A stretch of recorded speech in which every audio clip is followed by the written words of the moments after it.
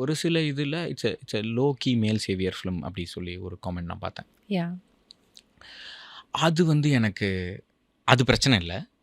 அது வந்து அவங்க சொல்கிறாங்கன்னா ஓகே, நான் திருத்திக்கிறேன் அப்படி தான் சொல்லணும். பட் நான் என்ன சொல்ல விரும்புகிறேன்னா, ஓகே, அந்த அந்த ரிவ்யூக்குள்ளே போய் பார்த்தா அவங்க சில இந்த சீன்ஸ் இப்படி பண்ணியிருக்கக்கூடாது, இப்படி பண்ணியிருக்கலாம், இப்படி பண்ணியிருக்கக்கூடாது, அப்படி பண்ணியிருக்கலாம், அப்படி பண்ணியிருக்கலாம்.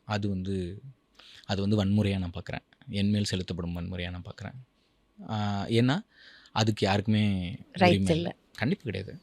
நீங்கள் என்ன வேணால் சொல்லலாம், இதை இப்படி தான் பண்ணியிருக்கணும், அப்படி தான் பண்ணியிருக்கணும்னு நீங்கள் சொல்லவே. ஏன்னா நான் எப்படி பார்க்குறேன்னா, அதை பேசும்போது நான் எப்படி உங்களை புரிஞ்சுக்கிறேன், அவங்க யாருன்னு எனக்கு தெரியாதுல்ல, ஃபேஸ்லாம் தெரியாது எனக்கு. அவங்க யாராக வேணா இருக்கலாம். அப்போ அவங்க நான் எப்படி புரிஞ்சுக்கிறேன்னா, நீங்கள் சொசைட்டியில் ஒரு நல்ல தாட்டில் ஒரு தாட் ப்ரோவோக்கிங்கான ஒரு ஆளாக இருக்கீங்க. அப்போது உங்களுக்கு இந்த படம் எடுக்கப்பட்ட இன்டென்ஷன் தெரிய வேணாமா?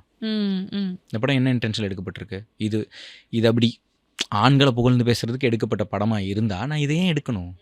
நான் ஈஸியாக சேதுபதி எடுத்துகிட்டு போயிடுவேன். நான் இதை எடுக்க வேண்டிய அவசியமே கிடையாது.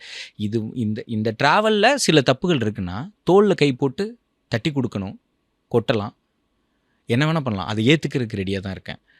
ஏத்தாப்பில் நின்று கற்றுனா நான் யாருக்காக எடுத்தனோ அதுவே அப்படின்னு எனக்கு கொஞ்சம், ஆனால் தட்ஸ் ஓகே. அது அந்த சமயத்தில் இருந்தது. அதுக்கப்புறம் நான் என்ன புரிஞ்சுக்கிறேன்னா, சிச்சி அப்படி நம்ம எடுத்துக்கிட்டு இட்ஸ் நாட் டூ பர்சனல். அது எந்த மனப்பான்மையில் வருதுன்னா, எல்லாரும் இந்த படத்தை நல்லா இருக்குன்னு சொல்லணுன்ற மனப்பான்மையில் வருது. That's not required.